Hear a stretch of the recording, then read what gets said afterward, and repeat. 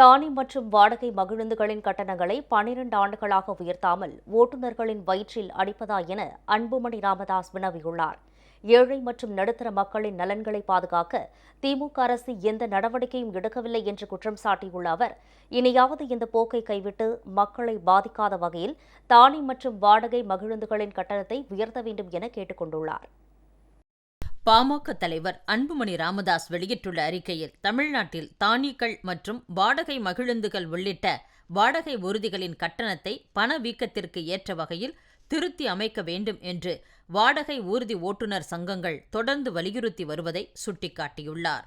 ஆனால் அவர்களது கோரிக்கையை ஏற்காமல் திமுக அரசு ஏழை ஓட்டுநர்களின் வயிற்றில் அடிப்பது கண்டிக்கத்தக்கது என்றும் அவர் சாடியுள்ளார். சென்னை உள்ளிட்ட தமிழ்நாட்டின் நகர பகுதிகளில் இயக்கப்படும் தானிகள் மற்றும் வாடகை மகிழுந்துகளுக்கான கட்டணம் கடைசியாக கடந்த 2013ஆம் ஆண்டு ஆகஸ்ட் 25ஆம் தேதி உயர்த்தப்பட்டன.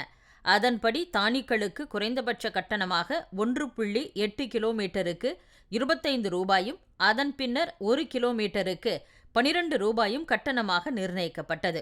ஆனால் அதன்பின் 12 ஆண்டுகள் நிறைவடைந்து 13ஆம் ஆண்டு நடைபெற்று வரும் நிலையில் இன்று வரை கட்டணம் உயர்த்தப்படவில்லை. கடைசியாக கட்டணம் உயர்த்தப்பட்ட நாளில் இருந்து இன்று வரை பெட்ரோல், டீசல் விலை 2 மடங்காக உயர்ந்துவிட்டது. காப்பீடு, உரிமம் உள்ளிட்ட சேவைகளுக்கான கட்டணங்கள் கணிசமாக அதிகரித்துவிட்டன. பேட்டரிகள் உள்ளிட்ட உதிரி பாகங்களின் விலைகள் 2 முதல் 3 மடங்கு அதிகரித்துவிட்டன.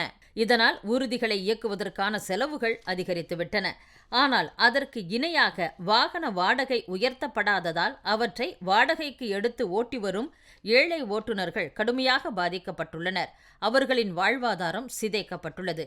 செலவுக்கு ஏற்ற வருவாய் இல்லாததால் தானி மற்றும் வாடகை மகிழுந்து ஓட்டுநர்கள் தினமும் 15 மணி நேரம் உழைக்க வேண்டியுள்ளது. அப்போதும் கூட வாகன வாடகை, எரிபொருள் செலவு போக அவர்களுக்கு கிடைப்பது சில நூறுகள் மட்டும்தான். இதனால் தானி ஓட்டுநர்கள் 3 வேளையும் உணவு உண்ண முடியவில்லை. வாகனங்களுக்கான காப்பீடு, வரிகள், குழந்தைகளுக்கான கல்வி கட்டணம் ஆகியவற்றை செலுத்த முடியவில்லை. அதற்காக கடன் வாங்க வேண்டியிருப்பதால் லட்சக்கணக்கான ஓட்டுநர்கள் கடனாளியாகிவிட்டனர். மேலும் இயல்பை விட அதிக நேரம் உழைக்க வேண்டியிருப்பதால் ஓட்டுநர்களுக்கு உடல்நலக்கேடு ஏற்படுகிறது. அது மட்டுமின்றி ஓட்டுநர்கள் சில இடங்களில் கூடுதல் கட்டணம் கேட்கும் போது அவர்களுக்கும் வாடகைக்கு பயணிக்கும் மக்களுக்கும் இடையே மோதல்கள் ஏற்படுகின்றன. இந்த அவல நிலைக்கு 12 ஆண்டுகளாக தானி மற்றும் வாடகை மகிழுந்துகளின் கட்டணங்களை திமுக அரசு உயர்த்தாததுதான் அடிப்படை காரணம். எரிபொருள் விலை உயர்வு, பிற கட்டணங்களின் உயர்வு ஆகியவற்றை கருத்தில் கொண்டு தானிகளின் குறைந்தபட்ச கட்டணத்தை 50 ரூபாயாகவும், அதன்பின் கிலோமீட்டருக்கு 25 ரூபாய் வீதமும் வாடகை நிர்ணயம் செய்ய வேண்டும் என்று தானி ஓட்டுநர்கள் 10 ஆண்டுகளுக்கு மேலாக வலியுறுத்தி வருகின்றனர். இது தொடர்பாக தொடரப்பட்ட வழக்கை விசாரித்த சென்னை உயர்நீதிமன்றம் வல்லுநர் குழுவை அமைத்து அதன் பரிந்துரை அடிப்படையில் கட்டணத்தை உயர்த்த வேண்டும் என்று கடந்த 2022ஆம் ஆண்டில் ஆணையிட்டது. அதன்படி அரசு போக்குவரத்துத்துறை கூடுதல் இயக்குநர் தலைமையில் வல்லுநர் குழு அமைக்கப்பட்டது.